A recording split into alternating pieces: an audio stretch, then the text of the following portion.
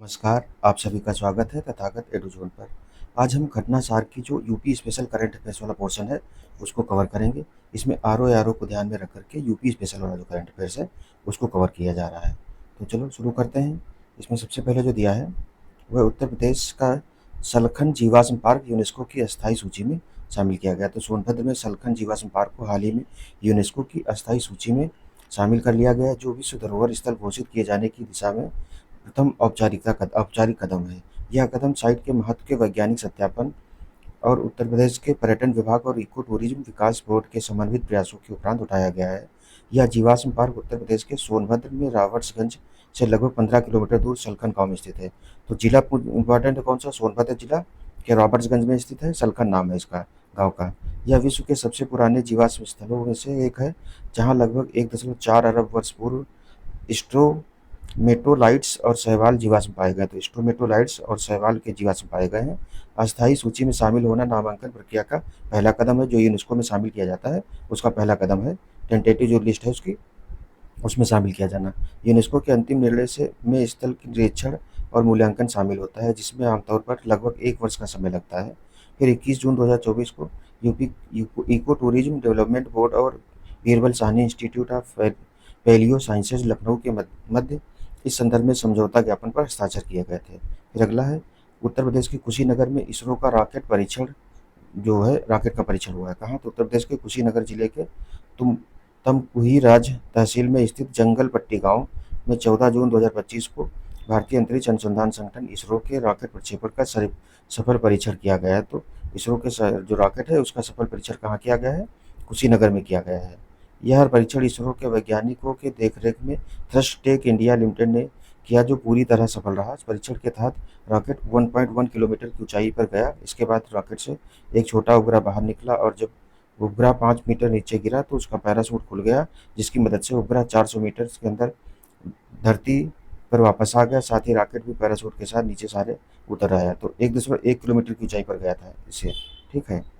अगला है 15 किलो वजनी इस रॉकेट में 226 किलो ईंधन का प्रयोग किया गया है। प्रक्षेपण के बाद 2.6 सेकंड के लिए ईंधन जला और रॉकेट उपग्रह को ऊपर ले गया। उत्तर प्रदेश में यह इसरो द्वारा किया गया पहला परीक्षण तो इंपॉर्टेंट हो जाता है। कुशीनगर में किया गया इसरो द्वारा पहला परीक्षण ये है अभी तक का।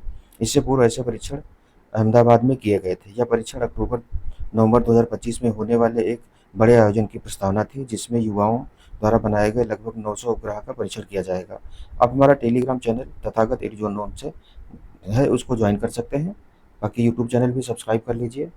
आने वाले समय में आरओ के लिए और भी वीडियो आते रहेंगे इस पर। अगला है, गोरखपुर लिंक एक्सप्रेसवे का उद्घाटन हुआ है। तो मुख्यमंत्री योगी आदित्यनाथ ने 20 जून 2025 को आजमगढ़ में गोरखपुर लिंक एक्सप्रेसवे का उद्घाटन किया है। तो कहाँ? आजमगढ़ में किया गया है। गोरखपुर लिंक एक्सप्रेसवे का उद्घाटन योगी आदित्यनाथ द्वारा किया गया है, जो उत्तर प्रदेश के बुनियादी ढांचे के विकास में महत्वपूर्ण उपलब्धि है। यह 91.35 किलोमीटर लंबा एक्सप्रेसवे है। तो लंबाई टोटल कितनी है? 91.35 किलोमीटर है। रुपए कितने लगे हैं? तो 7283 करोड़ से अधिक की लागत से तैयार हुआ है और राज्य सरकार के उस विजन का हिस्सा है, जिसमें उत्तर प्रदेश को एक्सप्रेसवे स्टेट के रूप में स्थापित करने और क्षेत्रीय संपर्क, निवेश और औद्योगिक विकास को गति देने का लक्ष्य है। गोरखपुर लिंक एक्सप्रेसवे जो आजमगढ़, तो किन किन जिलों को? आजमगढ़, संत कबीर नगर, अम्बेडकर नगर और गोरखपुर जैसे प्रमुख जिलों को जोड़ता है। पूर्वांचल में बुनियादी ढांचे और आर्थिक पुनरुत्थान की दिशा में उत्तर प्रदेश की व्यापक पहल का यह हिस्सा है। तो जिले कौन कौन से जोड़ता है? आजमगढ़, संत कबीर नगर, अम्बेडकर नगर, गोरखपुर जिले शामिल हैं और ये 91.35 किलोमीटर लंबा है। उसके बाद में अगला है, इस परियोजना के अंतर्गत कनेक्टिविटी और क्षेत्रीय विकास को बढ़ावा देने के साथ ही राज्य को बीमारू जो छवि है कि से उबार कर एक नए मॉडल राज्य के रूप में प्रस्तुत किया जाएगा। बीमारू छवि में बिहार, मध्य प्रदेश और उत्तर प्रदेश, राजस्थान ये 4 जिले शामिल थे। उन्हीं को कहा जाता था बीमारू राज्य, जो आर्थिक रूप से कमजोर हैं। लखनऊ में प्रदेश का पहला स्पेस एस्ट्रोनॉमी पार्क खुला है। तो कहाँ? लखनऊ में खुला है, पहला है राज्य का। और कौन सा है? Space astronomy park. तो लखनऊ में प्रदेश का पहला स्पेस एंड एस्ट्रोनॉमी पार्क बनाया जाएगा। इसके तहत इसके लिए चक गजरिया सिटी में 10 एकड़ भूमि चिन्हित की गई है। इसके लिए आदेश 16 मई 2025 को जारी कर दिया गया है। तो ये इंपॉर्टेंट हो जाता है। 16 मई को आदेश जारी किया गया है। चक गजरिया जगह है लखनऊ में और वहाँ यूपी का पहला है स्पेस एंड एस्ट्रोनॉमी पार्क बनाया जाएगा।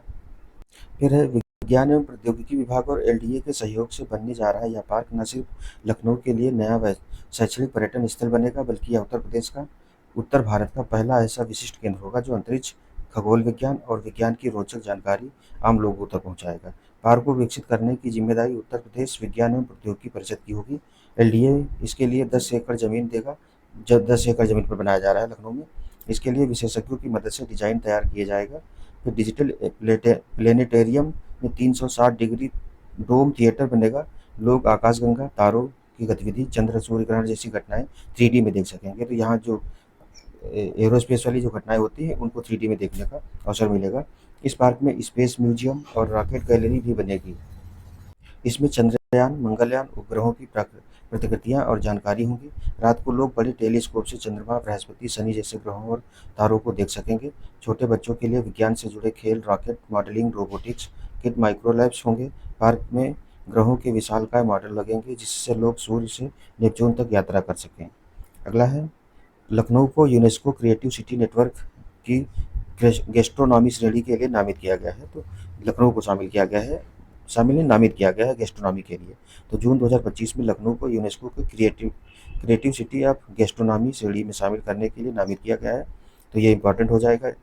यह नामांकन अवधि व्यंजनों की समृद्ध परंपरा और लखनऊ के विविध स्वादों पर आधारित है।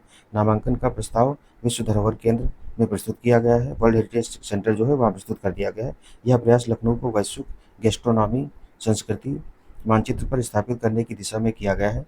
इस नामांकन का उद्देश्य लखनऊ को UNESCO creative city of gastronomy का दर्जा दिलाना है। लखनऊ के नवाबी शाकाहारी मिठाई और स्ट्रीट फूड की परंपरा को अंतर्राष्ट्रीय पहचान दिलाना और भारत के पाक विरासत को विश्व मंच पर प्रस्तुत करना है इसका मुख्य उद्देश्य।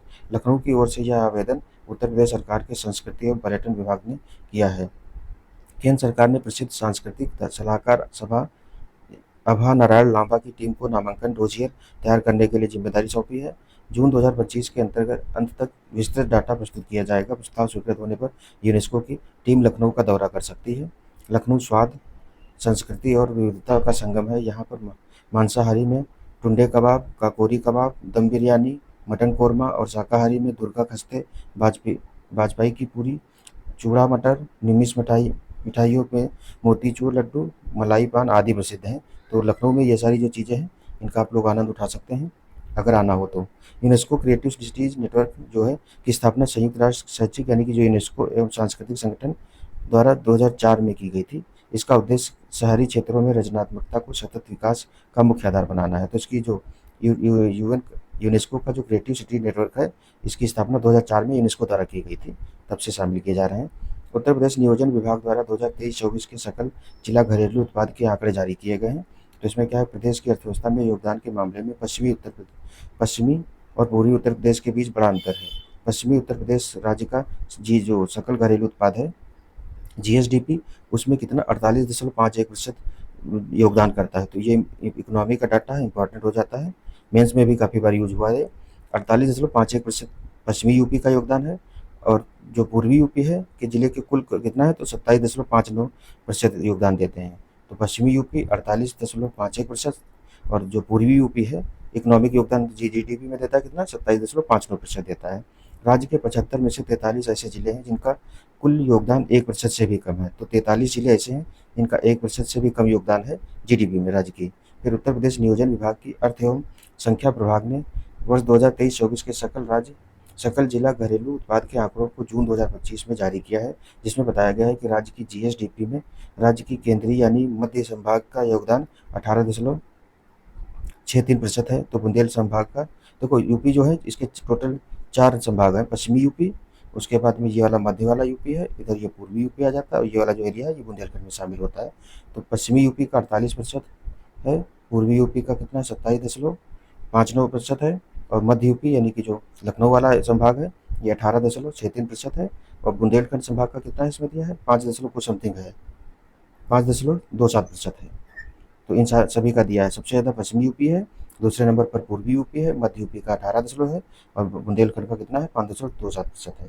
2023-24 में राज्य की कुल जीएसडीपी 25.63 लाख करोड़ रुपए है। ये पूछा जा सकता है, इकोनॉमिक का डाटा है, सीधे सीधे आ सकता है। तो 2023-24 में राज्य की जीएसडीपी कितनी है 25.63 लाख करोड़ है, जो 13.5% की उल्लेखनीय वृद्धि को दर्शाता है। तो वृद्धि कितनी हुई है 13.5% की हुई है। फिर आंकड़ों के अनुसार जिलों की संख्या, जिलों के जिला घरेलू उत्पाद में श्रावस्ती जिला अंतिम स्थान पर। तो जो जिलों में अगर देखें, सबसे कम जो योगदान किसका है, वो श्रावस्ती का है। इस जिले की जिला घरेलू उत्पाद जो है 0.34% ही है। सर्वाधिक पिछड़े जिलों में दूसरे नंबर पर चित्रकूट है, तो पहले नंबर पर श्रावस्ती है, उसके बाद दूसरे नंबर पर चित्रकूट है, जिसका जिला घरेलू उत्पाद कितना है, तो 0.45% है, तथा तीसरे नंबर पर संत कबीरनगर है। तो ये तीनों आ सकते हैं। राज्य की जो जीएसडीपी में योगदान जिलों के आधार पर अगर देखें, तो सबसे कम देता है श्रावस्ती, दूसरे पर है चित्रकूट, तीसरे पर है संत कबीरनगर। ये 3 जिले हैं। फिर वहीं सकल जिला घरेलू उत्पाद में गौतम बुद्ध नगर, जो नोएडा वाला क्षेत्र है, ये क्या है, तो 10.3% सबसे ज़्यादा योगदान यही देता है। अगर देखा जाए तो पूरे बुंदेलखंड से भी दोगुना इसका योगदान है। दूसरे नंबर पर लखनऊ है, इसका योगदान 5.33% है। गाजियाबाद 4.37% है। तो सबसे ये दोनों डाटा, इनमें से कोई एक क्वेश्चन हो सकता है पूछ भी ले। सबसे कम जीएसडीपी में राज्य की श्रावस्ती, तो उसके बाद चित्रकूट, फिर संत कबीरनगर। उसका सबसे ज़्यादा योगदान कौन जिले देते हैं, तो गौतम बुद्ध नगर 10.33%। दूसरे नंबर पर लखनऊ है, तीसरे नंबर पर गाजियाबाद है, और प्रतिशत योगदान के साथ आगरा जो है चौथे नंबर पर है, तथा कानपुर नगर जो है 5वें नंबर पर है। तो ये 5 जिले दिए हैं जो सबसे ज़्यादा योगदान करते हैं, और 3 जिले ऊपर ये जो दिए हैं ये सबसे कम योगदान करते हैं। फिर 2.9% योगदान के साथ प्रयागराज छठे स्थान पर है, 2.43% के साथ मेरठ 7वें स्थान पर है, 2.23% योगदान के साथ बरेली 8वें पर है, 2.02% योगदान के साथ गोरखपुर 9वें स्थान पर है, 1.99% योगदान के साथ वाराणसी जो है शीर्ष 10 में शामिल है। तो 10 जो टोटल जिले हैं योगदान करने वाले, उसमें वाराणसी भी शामिल है। शीर्ष 10 जिले प्रदेश के कुल जीडीपी में 38% का योगदान करते हैं। तो टोटल 10 जिले, 75 में से 10 जिले जो हैं वो कितना 38% यही योगदान देते हैं। उल्लेखनीय है कि एक साल पूर्व यानी कि 2022-23 में कानपुर नगर जीडीपी में चौथे नंबर पर था, लेकिन 2023-24 में आगरा ने बेहतर प्रदर्शन करते हुए कानपुर नगर को पीछे छोड़ दिया है, जिससे आगरा चौथे और कानपुर नगर जो है 5वें स्थान पर पहुंच गया है। 2022-23 में सहारनपुर 12वें स्थान पर था, लेकिन 2023-24 में प्रदर्शन करते हुए अलीगढ़ ने सहारनपुर को पीछे छोड़ दिया है। इसी प्रकार सोनभद्र ने सीतापुर को पीछे छोड़ दिया है। तो ये जो सबसे ज़्यादा योगदान कौन करता है, गौतम बुद्ध नगर 10.33%, लखनऊ दूसरे नंबर पर है 5.33%, गाजियाबाद जो है ये 4.3%, 7% के साथ तीसरे नंबर पर है। तो ये जो डाटा है ये इंपॉर्टेंट हो जाएगा। और जो सबसे कम वाला था वो श्रावस्ती था, उसके बाद चित्रकूट था, तीसरे नंबर पर कौन था, संत कबीरनगर था। तो 3 जिले हैं जो सबसे कम योगदान देते हैं, और जो 3 जिले ये हैं सबसे ज़्यादा योगदान देते हैं। ये पूछा जा सकता है सीधे सीधे। फिर जिन जिलों में जीडीपी का 1% से कम है, उनमें औरैया, भदोही, कौशाम्बी, महोबा, मऊ, कन्नौज, कासगंज, बलरामपुर, इटावा, फर्रुखाबाद, ललितपुर, शामली, सिद्धार्थनगर, चंदौली, बांदा, बागपत, अमेठी, एटा, मैनपुरी, हाथरस, महाराजगंज, प्रतापगढ़, हमीरपुर, देवरिया, सुल्तानपुर, हापुड़, बलिया, अम्बेडकर नगर, पीलीभीत, बस्ती, जालौन, संभल, मिर्ज़ापुर, फिरोजाबाद, कानपुर देहात, अमरोहा, रायबरेली, गाजीपुर, गोंडा और फतेहपुर शामिल हैं। तो जिनका 1% से भी कम योगदान है, उनको इसमें शामिल किया गया है। इस सूची में भदोही, कानपुर देहात और फिरोजाबाद को देखकर थोड़ी हैरानी हो सकती है, क्योंकि ये तीनों जिले उद्योग बाहुल्य हैं। भदोही का कालीन पूरे विश्व में निर्यात होता है, कानपुर देहात में उद्योगों की अच्छी खासी संख्या है, और फिरोजाबाद कांच के कारोबार के लिए पूरे देश में जाना जाता है। फिर अगला है यूपी के ललितपुर में ब्लॉक ड्रग्स फार्मा पार्क का निर्माण किया जाएगा। तो हाल ही में उत्तर प्रदेश सरकार ने ललितपुर जिले में एक विशाल और आधुनिक बल्क ड्रग फार्मा पार्क की स्थापना की घोषणा की है, जिसका उद्देश्य भारत को चीन पर निर्भरता से मुक्त करना और फार्मा सेक्टर में आत्मनिर्भर बनाना है। इस परियोजना को बढ़ावा देने के लिए यूपी सरकार ने गुजरात की फार्मा कंपनियों से भागीदारी की है। तो यूपी के ललितपुर में फार्मा सेक्टर बनाया जाएगा, विशाल फार्मा और ड्रग पार्क स्थापित किया जाएगा। इसमें यूपी जो है गुजरात की फार्मा कंपनियों से सहयोग करेगा। फार्मा पार्क के पहले चरण में 352 एकड़ भूमि पर काम शुरू हो चुका है, जबकि भविष्य में इसे 5000 एकड़ तक विस्तारित किया जा सकता है। इस पार्क के लिए आवश्यक पर्यावरणीय मंजूरी पहले ही मिल चुकी है, और मास्टर प्लान को भी स्वीकृति मिल चुकी है। इस परियोजना के तहत 67% क्षेत्र उद्योगों के लिए, 13%, तो इसमें 67% जो क्षेत्र है उद्योगों के लिए, 13% जो है हरित क्षेत्र के लिए, शेष बुनियादी सुविधाओं के लिए आरक्षित किया गया है। जो पार्क ड्रग और फार्मा पार्क खोले जाएंगे उनमें परियोजना के तहत भूमि 90 वर्ष की लीज पर रुपये 75 से 77 लाख प्रति एकड़ की दर से उपलब्ध कराई जा रही है। जो कंपनियां 35 से 50 एकड़ की एक एंकर यूनिट्स स्थापित करेंगे, उन्हें अतिरिक्त 10% की छूट मिलेगी। वन टाइम पेमेंट करने वालों को अतिरिक्त 2% की छूट दी जाएगी। साथ ही यूपी फार्मा और मेडिकल डिवाइसेस नीति 2023 जो आई थी, उसके तहत पूंजी और ब्याज पर सब्सिडी, स्टाम्प ड्यूटी माफ़ी, पेटेंट व क्लिनिकल ट्रायल सहायता, 10 वर्ष की तक बिजली शुल्क माफ़ी और गुणवत्ता प्रमाणन पर सब्सिडी जैसे अनेक प्रोत्साहन योजनाएं लागू की गई हैं। परियोजना में प्रमुख भागीदार कंपनियों में भारत बायोटेक, ये काफ़ी फेमस भारत की कंपनी है Bharat biotech, doctor Reddy labs जैसे अग्रणी कंपनियों को पहले ही भूमि आवंटित की जा चुकी है और उन्होंने अपनी इकाइयों की स्थापना शुरू कर दी है। अब तक 26 कंपनियों ने इसमें रुचि दिखाई है, जिसमें नैटको फार्मा, विंस बायो प्रोडक्ट्स और रॉकवेल इंडस्ट्रीज प्रमुख हैं। फिर ललितपुर का चयन इसलिए भी किया गया है क्योंकि यह भारत के भौगोलिक केंद्र के समीप है। जो भारत का भौगोलिक केंद्र है उसके समीप ललितपुर पड़ता है, जहाँ से पूर्वी और पश्चिमी समर्पित रेल फ्रेट कॉरिडोर गुजरते हैं। तो पूर्वी और पश्चिमी जो गलियारा है रेल कॉरिडोर का, वो भी यहाँ से गुजरते हैं आसपास से। फिर राज्य में 14 हवाई अड्डे हैं। यूपी में जो है 14 हवाई अड्डे, जिनमें से 6 अंतर्राष्ट्रीय हवाई अड्डे हैं। पार्क में एक समर्पित हेलीपैड भी प्रस्तावित है। पार्क में lab testing, R&D, incubation centre, climate control warehouse और तकनीकी सहायता सुविधाएं भी उपलब्ध कराई गई हैं। उत्तर प्रदेश का यह पहला पूर्णतः राजनिधि आधारित फार्मा पार्क है, जिसमें केंद्र सरकार से कोई धनराशि नहीं ली गई। इसमें राज्य सरकार की तरफ से पूरा पैसा कर दिया जा रहा है। फिर यूपी सीडा जो है फार्मा क्षेत्र क्षमता निर्माण के लिए प्रमोट फार्मा नाम से सेक्शन 8 कंपनी की शुरुआत की है। तो प्रमोट फार्मा जो है ये फार्मा सेक्टर को बढ़ावा देने के लिए यूपी सीडा द्वारा शुरू किया गया है। फिर पुलिस भर्ती में अग्निवीरों को 20% क्षैतिज आरक्षण दिया जाएगा यूपी में। उत्तर प्रदेश सरकार ने अग्निपथ योजना के तहत 4 साल की सेवा पूरी कर चुके पूर्व अग्निवीरों को पुलिस बल में शामिल करने के लिए एक बड़ा निर्णय लिया है। 3 जून 2025 को मुख्यमंत्री योगी आदित्यनाथ की अध्यक्षता में यूपी कैबिनेट ने पुलिस भर्ती की विभिन्न श्रेणियों जैसे कांस्टेबल, पीएससी, घुड़सवार कांस्टेबल और फायरमैन जिसमें 20% क्षैतिज आरक्षण को मंजूरी दी है। यह आरक्षण सभी मौजूदा वर्गों सामान्य, SC, ST, OBC में लागू होगा और पात्र पूर्व अग्निवीरों को आयु सीमा में 3 साल की छूट दी जाएगी। तो 20% आरक्षण दिया जाएगा अग्निवीरों को, सभी वर्गों को दिया जाएगा। इनको 3 साल की उम्र छूट भी दी जाएगी। इस निर्णय का उद्देश्य पूर्व अग्निवीरों को सेवा के बाद रोजगार सुनिश्चित कराना और पुलिस बल की अनुशासन व दक्षता को बढ़ाना है। केंद्र सरकार की 2022 में शुरू की गई अग्निपथ योजना के तहत 17.5 से 21 वर्ष की आयु के युवाओं को 4 साल तक सैन्य सेवा का अवसर दिया जाता है, जिनमें से 25% को स्थायी सेवा तो 2022 में शुरू की गई थी केंद्र सरकार द्वारा, ये भी इम्पोर्टेंट है। जिसमें से 25% को स्थायी सेवा मिलती है और बाकी को सेवा निधि पैकेज देकर बाहर कर दिया जाता है। फिर यूपी सरकार का यह निर्णय न केवल सामाजिक और आर्थिक रूप से सहायक है, बल्कि यह अन्य राज्यों के लिए एक आदर्श मॉडल भी प्रस्तुत कर सकता है और कई राज्यों ने भी प्रस्तुत किया। हरियाणा ने भी किया 20%। पहली जंगल सफारी विस्टाडोम ट्रेन का शुभारंभ किया गया। तो ये क्या है, जंगल सफारी विस्टाडोम ट्रेन का शुभारंभ किया गया है। 26 मई 2025 को भारतीय रेलवे और उत्तर प्रदेश सरकार ने भारत की पहली विस्टाडोम जंगल सफारी ट्रेन की शुरुआत की है। यह ट्रेन करतनिया घाट जो है वन्यजीव अभ्यारण्य को दुधवा टाइगर रिजर्व से जोड़ती है। तो ये जो पहली जंगल सफारी विस्टाडोम ट्रेन शुरू की गई है, ये ट्रेन करतनिया घाट वन्यजीव अभ्यारण्य को दुधवा टाइगर रिजर्व से जोड़ती है, जिससे यात्रियों को उत्तर प्रदेश की समृद्ध जैव विविधता का अनुभव मिलता है।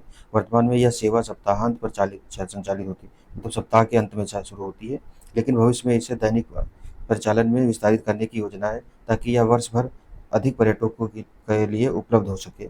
फिर विस्टाडोम ट्रेन पहल Uttar Pradesh eco tourism board की एक गंतव्य 3 वन थीम का हिस्सा है, जिसका उद्देश्य दुधवा राष्ट्रीय उद्यान, करतनिया घाट और किशनपुर वन्यजीव अभ्यारण्य को एक संयुक्त पर्यटन स्थल के रूप में विकसित करना है। तो तीनों जो है एक ही जगह है, दुधवा राष्ट्रीय उद्यान और करतनिया घाट और किशनपुर वन्यजीव जो है, इन तीनों को जोड़ने के लिए ये शुरू की गई है। फिर अगला बफर में सफर योजना। तो बफर में सफर योजना क्या है, 26 मई 2025 को उत्तर प्रदेश वन एवं वन्यजीव विभाग ने बफर में सफर योजना के नाम से एक नई इको टूरिज्म पहल शुरू की है। इस योजना का प्राथमिक लक्ष्य बाघ अभ्यारण्यों के बफर क्षेत्र में सतत और पर्यावरण अनुकूल पर्यटन को बढ़ावा देना। तो जो बाघ अभ्यारण्य हैं उनके जो बफर क्षेत्र होते हैं, देखो एक तो हो गया ये कोर क्षेत्र हो गया और ये वाला जो बफर क्षेत्र हो गया, और जो बाह्य क्षेत्र होता है ऐसे। तो जो बफर बाह्य और कोर के बीच वाला जो एरिया होता है वहाँ पर्यटन को बढ़ावा देने के लिए ये शुरू की गई योजना। इसका उद्देश्य स्थानीय समुदायों को पर्यटन क्षेत्र में प्रशिक्षण और रोजगार के अवसर प्रदान कर सशक्त बनाना, साथ ही जैव विविधता संरक्षण को समुदाय के नेतृत्व में प्रोत्साहित करना है। यह पहल उत्तर प्रदेश को भारत में अग्रणी इको टूरिज्म गंतव्य बनाने में सहायक होगी। पर्यटन संरक्षण और स्थानीय रोजगार का एकीकृत दृष्टिकोण आर्थिक विकास के साथ पारिस्थितिक स्थिरता को संतुलित करने के इच्छुक अन्य राज्यों के लिए भी यह एक मॉडल बन सकता है। यह योजना दुधवा, पीलीभीत और लखीमपुर खीरी के प्रमुख बाघ रिजर्व बफर जोन में लागू की जाएगी। तो दुधवा, पीलीभीत और लखीमपुर खीरी के जो प्रमुख बाघ रिजर्व बफर जोन है वहाँ लागू की जाएगी। ये सुहागी बरवा वन्यजीव अभयारण्य, करतनिया घाट वन्यजीव अभयारण्य जैसे पारिस्थितिक रूप से महत्वपूर्ण क्षेत्रों को भी इसमें शामिल किया गया है। फिर दुधवा टाइगर रिजर्व में एक आधुनिक सूचना केंद्र स्थापित किया गया है जो आगंतुकों को क्षेत्र की वनस्पतियों, जीव जंतुओं और संरक्षण प्रयासों की शैक्षिक जानकारी प्रदान करेगा। फिर अगला है बनारसी शहनाई और बनारसी तबला को जीआई टैग प्रदान किया गया है। तो 15 अप्रैल 2025 को बनारसी शहनाई और बनारसी तबला को भौगोलिक संकेतक प्रदान किया गया है, जिससे वाराणसी की समृद्ध सांस्कृतिक और शिल्प विरासत को राष्ट्रीय स्तर पर मान्यता मिली है। बनारसी शहनाई क्या है? तो पारंपरिक सुशीर, ये मुंह से बजाने वाली वाद्य यंत्र है जिसकी जड़ें बनारस घराने से जुड़ी हुई, तो बनारस घराने से जुड़ी हुई हैं। उस्ताद बिस्मिल्लाह खान ने इसे विश्व प्रसिद्ध बनाया था। उत्तर प्रदेश में शहनाई वादन को शुभ और दिव्य माना जाता है, जो शादियों, धार्मिक अनुष्ठानों और मंदिर समारोहों में बजाई जाती है। बनारसी तबला क्या है? तो बनारसी तबला बनारस घराना जो है, जिसे पूरब घराना के नाम से जाना जाता है, की उत्पत्ति वाराणसी में हुई। लयबद्धता, स्वर स्पष्टता, तो जो शहनाई है बनारस घराने से जुड़ी है, और जो बनारस तबला तो घराना जो पूरब घराना के नाम से जाना जाता है, ये भी पूछा जाता है यूपी में संस्कृति में।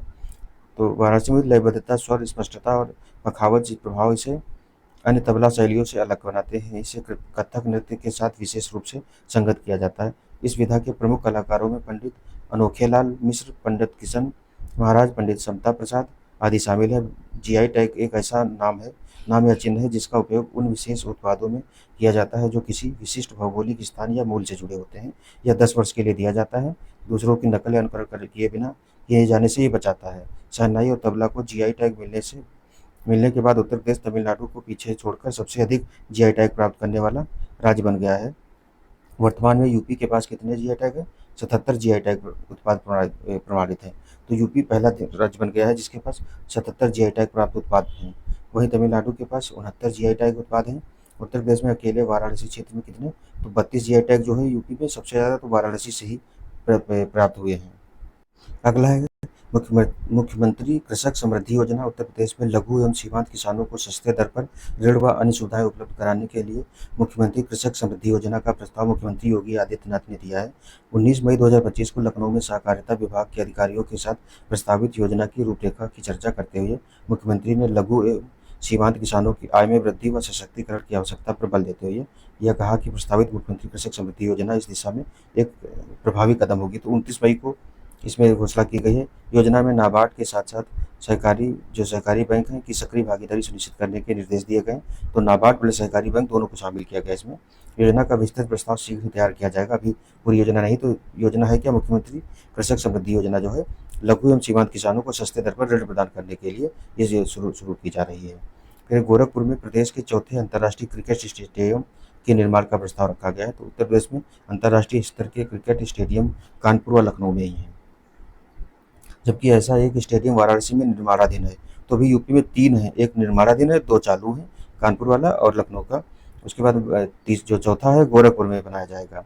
उत्तर प्रदेश ऐसा चौथा अंतर्राष्ट्रीय क्रिकेट स्टेडियम गोरखपुर में ताल नादौर में बनेगा। 236 करोड़ की अनुमानित लागत से 50 एकड़ भूमि पर बनने वाले इस स्टेडियम में मुख्य परिसर का निर्माण 45 एकड़ में होगा, जबकि 5 एकड़ भूमि में अन्य सुविधाओं का विकास किया जाएगा। लखनऊ वाले स्टेडियम का नाम है इकाना स्टेडियम और कानपुर का नाम क्या है? ग्रीन पार्क नाम है शायद। फिर 30,000 की क्षमता वाले इस 2 मंजिला स्टेडियम में 11 पिचें, 7 मुख्य पिचों व 4 अभ्यास के लिए पिचें बनाई जाएंगी। परिसर में 1500 गाड़ियों के लिए पार्किंग सुविधा होगी। स्टेडियम का निर्माण 18 माह में पूरा होने का लक्ष्य रखा गया है। तो यूपी में 4 स्टेडियम हो जाएंगे इसको मिलाकर के। लखनऊ, कानपुर, वाराणसी में निर्माणाधीन है और गोरखपुर में बनेगा। आरबीआई ने लखनऊ स्थित HCBL कोऑपरेटिव बैंक का लाइसेंस रद्द कर दिया गया। तो भारतीय रिजर्व बैंक द्वारा लखनऊ स्थित HCBL कोऑपरेटिव बैंक का लाइसेंस मई 2025 में रद्द कर दिया गया है।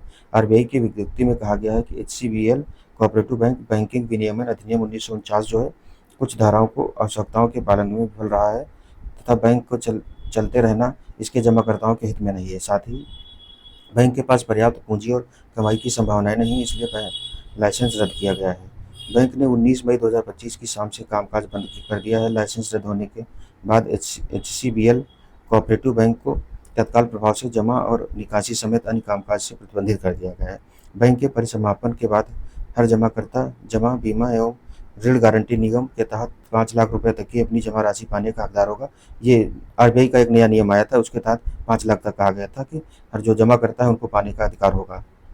भारत की सबसे बड़े टाइटेनियम व सुपर एलॉय प्लांट का लखनऊ में उद्घाटन किया गया। तो जो भारत का सबसे बड़ा टाइटेनियम व सुपर एलॉय प्लांट कहाँ है, लखनऊ में उद्घाटन किया जाएगा। इस तरीके से ही क्वेश्चन मैक्सिमम पूछता है। जो डिटेल वाला है वो तो दिया ही है, लेकिन जो इंपॉर्टेंट वही है कि कहाँ पर स्थापित किया जा रहा है और कब समय पूछ सकता है, किसके लिए है। रक्षा मंत्री राजनाथ सिंह और उत्तर प्रदेश के मुख्यमंत्री योगी आदित्यनाथ ने 11 मई 2025 को लखनऊ में PTC ग्रुप के 50 एकड़ वाले परिसर में देश के पहले, तो ये देश का पहला है, खाली यूपी का नहीं, देश के पहले टाइटेनियम व सुपर एलॉय प्लांट का उद्घाटन किया है। तो ये लखनऊ में किया जा रहा है और पहला है देश का। 50 एकड़ में फैले नए टाइटेनियम संयंत्र की वार्षिक उत्पादन क्षमता 6000 टन है, जो इसे टाइटेनियम रीमेल्टिंग के लिए दुनिया की सबसे बड़ी एकल साइट सुविधा बनाती है। इसके द्वारा ब्रिटेन स्थित ट्रैक प्रिसीजन सॉल्यूशंस का भारत के रक्षा इकोसिस्टम में औपचारिक प्रवेश भी होगा। यह vacuum arc remelting, electron beam, plasma arc melting और वैक्यूम इंडक्शन मेल्टिंग जैसी अत्याधुनिक तकनीकी से लैस है। यह संयंत्र भारत को घरेलू स्तर पर एरोस्पेस ग्रेड सामग्री का निर्माण करने में सक्षम बनाता है। टाइटेनियम प्लांट के साथ साथ 7 अतिरिक्त उन्नत सुविधाओं के लिए आधारशिला रखी गई है।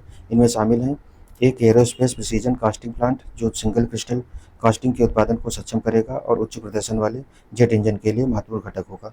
एरोस्पेस फोर्ज शॉप और मिल उत्पाद सुविधा, जिसे एरोस्पेस अनुप्रयोगों के लिए बिलेट वार और प्लेट आयात करने की आवश्यकता को समाप्त करने के लिए डिजाइन किया गया है। एक एरोस्पेस प्रिसीजन मशीनिंग शॉप बनाई जा रही है।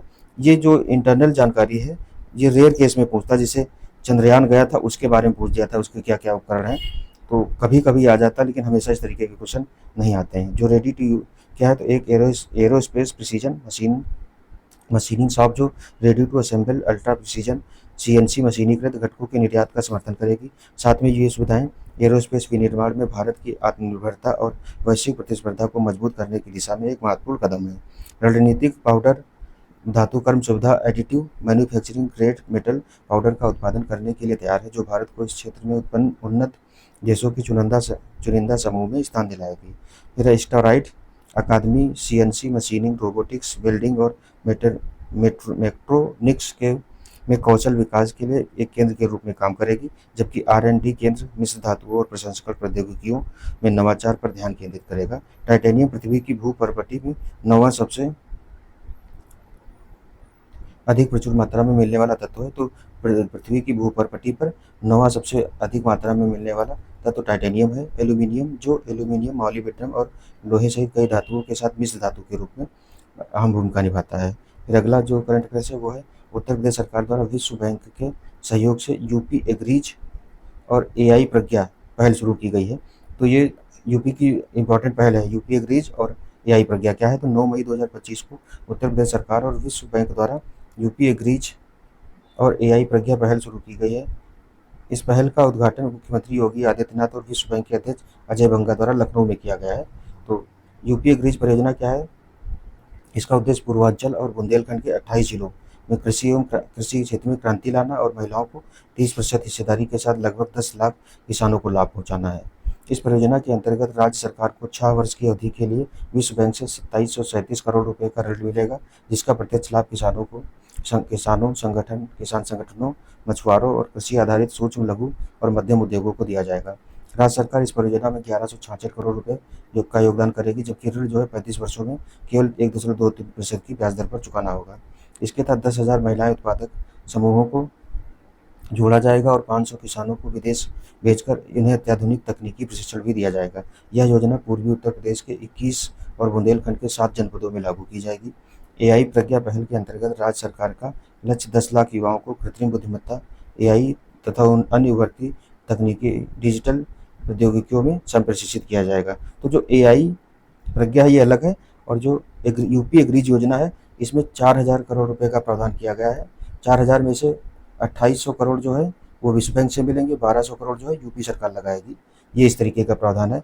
यूपी के कितने 28 जिलों में इसको शुरू किया गया है, खास करके बुंदेलखंड वाले जो एरिया हैं, पूर्वांचल और बुंदेलखंड वाले एरियो में 30% महिलाओं की हिस्सेदारी भागीदारी बढ़ाना है, किसानों को इसमें कृषि क्षेत्र में क्रांति लाना और महिलाओं की हिस्सेदारी 30% के साथ 10 लाख किसानों को लाभ पहुंचाने का निर्णय लिया गया है। 6 साल के लिए ये योजना शुरू की गई है।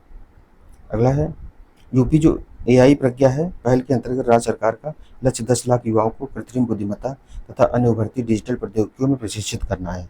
यह कार्यक्रम AI, machine learning, data analytics तथा साइबर सुरक्षा जैसे प्रमुख क्षेत्रों में प्रमाणन प्रदान करेगा, जिससे राज्य में अधिक रोजगार के अवसर तथा एक संपन्न स्टार्टअप पारिस्थितिकी तंत्र का मार्ग संपन्न होगा।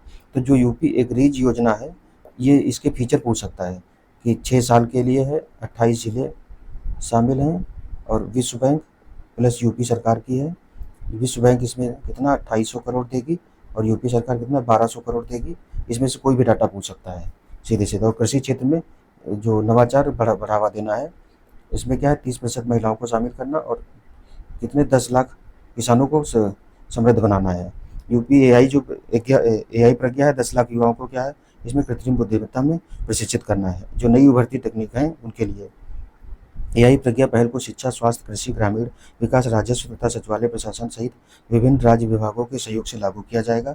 इस पहल ने से न केवल युवाओं के लिए रोजगार के नए अवसर सृजित होंगे, बल्कि सरकारी सेवाओं, खेती, शिक्षा तथा स्वास्थ्य जैसे मुख्य क्षेत्रों में भी तकनीकी दक्षता में वृद्धि होगी। इस कार्यक्रम के तहत Microsoft, Intel, HCL, Wadhwani foundation, Amazon, Google और M1B जैसी वैश्विक प्रौद्योगिकी प्रतिष्ठित कंपनियां राज्य सरकार के साथ मिलकर पूरे राज्य में कौशल उन्नयन की पहल शुरू करेंगी। अगला है जल संरक्षण मुहिम में प्रदेश में गोरखपुर जो है शीर्ष स्थान पर रहा है।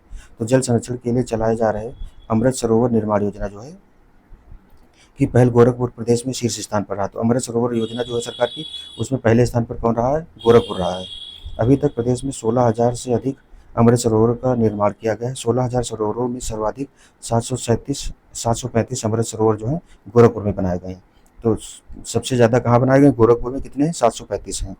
इस मामले में 600 से अधिक सरोवर का निर्माण महाराजगंज दूसरे स्थान पर है तथा 523 अमृत सरोवरों के साथ प्रयागराज जो है वो तीसरे स्थान पर है। तो ये तीनों पूछ सकता है। अमृत सरोवर जो है बनाए जा रहे हैं यूपी के और टोटल 16,000 है, उसमें से 16,000 में से 735 गोरखपुर में है। गोरखपुर पहले स्थान पर आया है। प्रदेश सरकार ने वर्ष 2022 में मिशन अमृत सरोवर योजना शुरू की थी। तो ये भी पूछ सकता है कब शुरू की गई थी? 2022 में। उत्तर प्रदेश 2025-26 उत्तर प्रदेश जो बजट है उत्तर प्रदेश का, ये 25-26 वाला किया गया है। यूपी का जो घटनासार का वन लाइनर जो आता है उसको वीडियो बना दिया गया है। आप लोग चाहें तो उसका भी रिवीजन कर लें करंट अफेयर के, क्योंकि काफ़ी क्वेश्चन वन लाइनर वाले से भी फंस जाते हैं। यूपी स्पेशल तो हम करा ही रहे हैं, बाकी जो ओवरऑल करंट अफेयर्स है उसका वन लाइनर वाला जो है उसको भी बना दिया गया है। तो अब प्ले लिस्ट में इसमें ऐड कर दिया जाएगा, वहाँ से आप देख सकते हैं इसको। तो बजट देख लेते हैं यूपी का मुख्य मुख्य प्रावधान क्या क्या है। उत्तर प्रदेश सरकार के वित्त मंत्री सुरेश खन्ना ने 20 फरवरी 2025 को वित्तीय वर्ष 2025-26 को राज्य का बजट विधानसभा में प्रस्तुत किया गया है। तो कब? 20 फरवरी 2025 को प्रस्तुत किया गया है। जो बजट का इस बार आकार है वो कितना है? 8,08,736 करोड़ रुपए का है। तो ये अभी तक का यूपी का सबसे बड़ा बजट है। 8,08,736.06 करोड़ रुपए का बजट अब तक का सबसे बड़ा बजट है। जो पूर्व जो वर्ष है 2024-25 के बजट जो था 6,75,587 करोड़ के बजट जो है की तुलना में 9.8% अधिक है। तो इस बार का जो बजट कितना अधिक है? 9.8% अधिक है जो 24-25 वाला बजट था उससे। बजट में 22% हिस्सा जो है बुनियादी ढांचे इंफ्रास्ट्रक्चर की मजबूती के लिए निर्धारित किया गया है। तो 22% जो हिस्सा है बजट का वो इंफ्रा के लिए खर्च किया जाएगा, इसमें जो प्रावधान किया गया है। जबकि 13% जो हिस्सा है बजट शिक्षा के लिए दिया गया। तो 22% इंफ्रा के लिए, 13% शिक्षा के लिए, 11% जो है कृषि के लिए। तो यूपी में एक ये डाटा ये भी है, यूपी में जो कृषि के लिए क्षेत्रफल है वो कितना है? 11% है और जो बजट भी है 11% ही इसके लिए दिया गया है। फिर है कृषि एवं संबद्ध सेवाओं के लिए, फिर 6% जो शिक्षा एवं स्वास्थ्य के लिए दिया गया है। उसके बाद तथा 4% जो है संसाधन सामाजिक सुरक्षा कार्यक्रमों के लिए निर्धारित किए गए। तो सबसे ज़्यादा जो दिया गया है हिस्सा बजट का वो है 22% जो इंफ्रास्ट्रक्चर डेवलपमेंट प्रोग्राम है उनके लिए दिया गया है। बजट में पूंजीगत परिव्यय कुल बजट का लगभग 20.5% है। पूंजीगत परिव्यय के अंतर्गत अवसंरचना निर्माण, विस्तार और निवेश संबंधी व्यय शामिल हैं। 2025-26 में राजकोषीय घाटे का लक्ष्य सकल राज्य घरेलू उत्पाद का 2.97% है, जो कुल 91,399 रुपये अनुमानित किया गया है।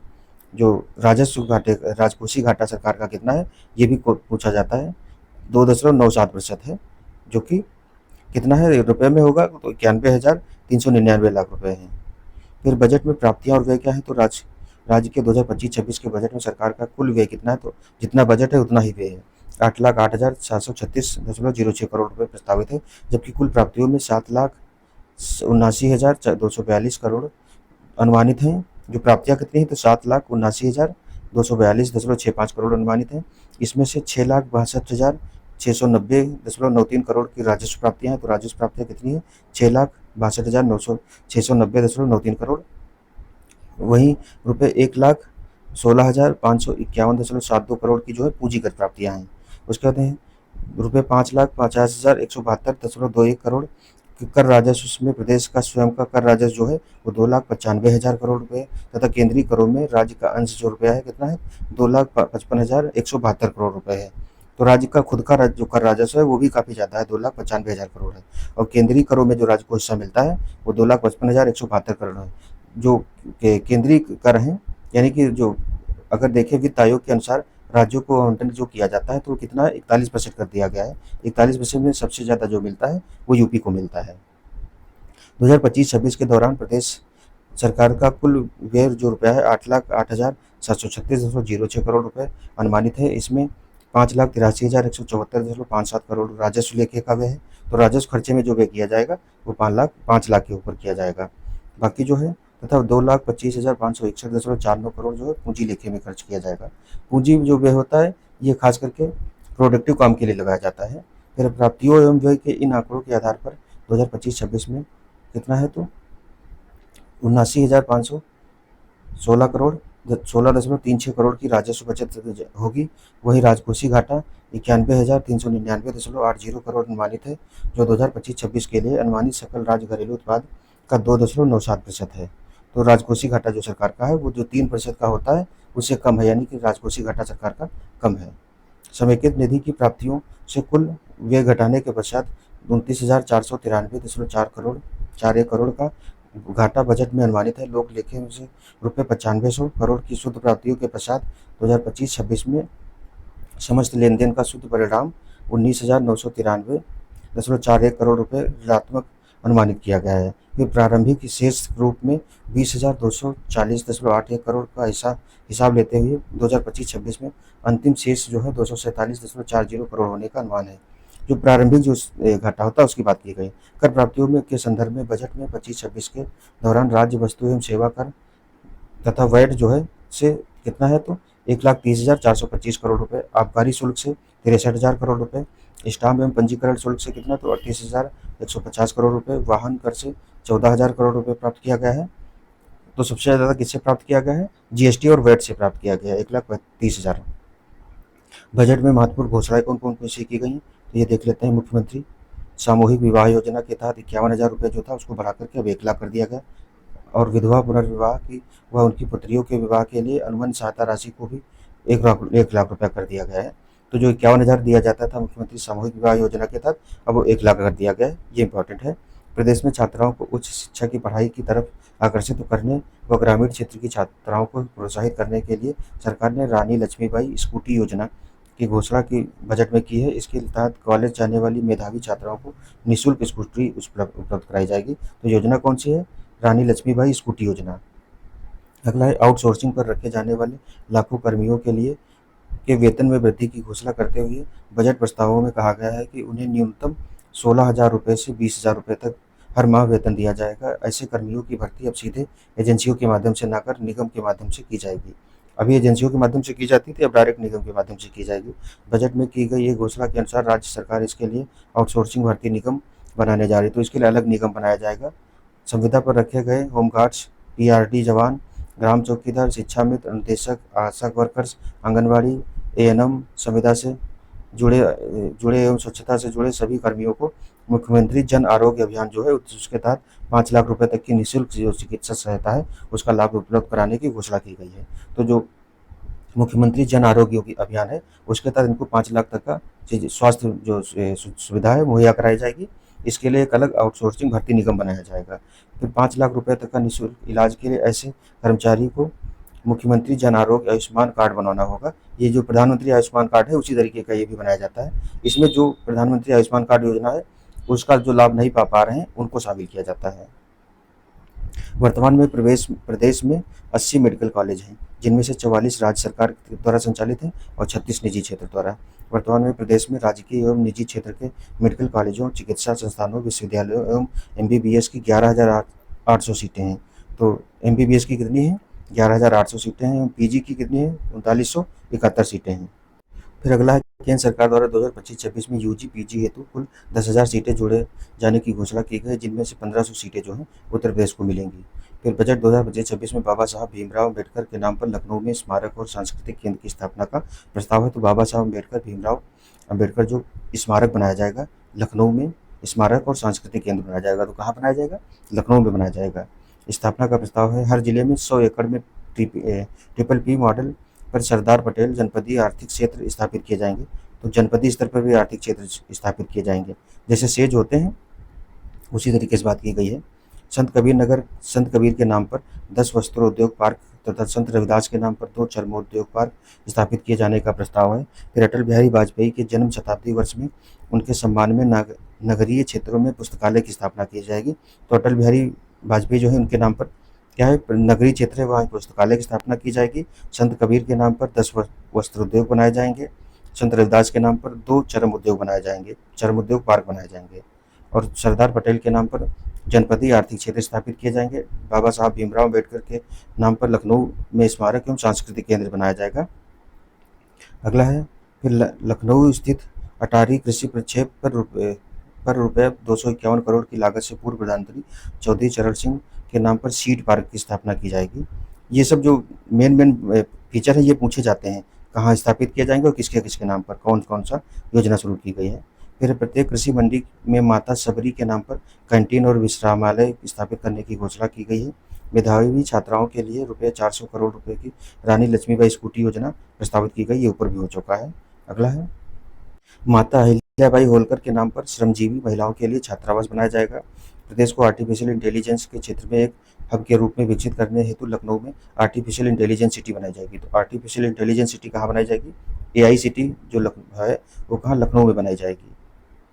इसकी स्थापना के लिए 5 करोड़ रुपए का आवंटन किया गया है। साइबर सिक्योरिटी में टेक्नोलॉजी रिसर्च ट्रांसलेशन पार्क की स्थापना हेतु 3 करोड़ रुपए का प्रावधान किया गया है। नई योजना बजट में घोषित की गई है। राज्य सरकार द्वारा ग्लोबल इन्वेस्टर समिट का सफलतम आयोजन किया गया है, जिसमें लगभग 36 लाख करोड़ के निवेश तो जो 2023 में 12 फरवरी 2023 को जो हुआ था उसमें कितने, उसके तहत 36 लाख करोड़ रुपए के निवेश के मेमोरेंडम ऑफ अंडरस्टैंडिंग जो है हस्ताक्षर हुए हैं। उक्त समिट के 1 वर्ष के अंदर ही 6.50 लाख करोड़ रुपए से अधिक की निवेश या तो वाणिज्यिक उत्पादन प्रारंभ हो गया है अथवा संबंधित परियोजनाएं निर्माणाधीन है। तो 6.5 लाख तक निवेश आ भी चुका है, जो अब तक की सबसे बड़ी उपलब्धि है। तो 36 लाख के आसपास जो 36 लाख करोड़ के आसपास निवेश प्रस्ताव प्राप्त हुए थे। राज्य सरकार द्वारा प्रदेश में 4 नए एक्सप्रेसवेज के निर्माण का निर्णय लिया गया है। 4 नए एक्सप्रेसवेज और बनाए जाएंगे। आगरा लखनऊ एक्सप्रेसवे से गंगा एक्सप्रेसवे की कैसिया जनपद हरदोई वाया फर्रुखाबाद तक प्रवेश नियंत्रित ग्रीनफील्ड एक्सप्रेसवे का निर्माण किया जाएगा। तो आगरा लखनऊ एक्सप्रेसवे से गंगा एक्सप्रेसवे को जोड़ने के लिए ये क्या है, तो जनपद हरदोई में व फर्रुखाबाद तक प्रवेश नियंत्रित ग्रीनफील्ड एक्सप्रेसवे का निर्माण किया जाएगा, जिसके लिए 900 करोड़ रुपए प्रस्तावित किए गए। फिर गंगा एक्सप्रेसवे को प्रयागराज, मिर्जापुर, वाराणसी, चंदौली होते हुए सोनभद्र से जोड़ने के लिए विंध्य एक्सप्रेसवे के निर्माण के लिए 50 करोड़ रुपए की व्यवस्था की गई है। मेरठ को हरिद्वार से जोड़ने हेतु गंगा एक्सप्रेसवे विस्तारीकरण एक्सप्रेसवे के निर्माण का प्रस्ताव है, जिसके लिए 50 करोड़ रुपए। बुंदेलखंड रीवा एक्सप्रेसवे के निर्माण के लिए 50 करोड़ रुपए। तो ये 4 बनाए जाएंगे। बुंदेलखंड रीवा एक्सप्रेसवे के लिए निर्माण किया जाएगा। मेरठ को हरिद्वार से जोड़ने के लिए गंगा एक्सप्रेसवे का विस्तार किया जाएगा।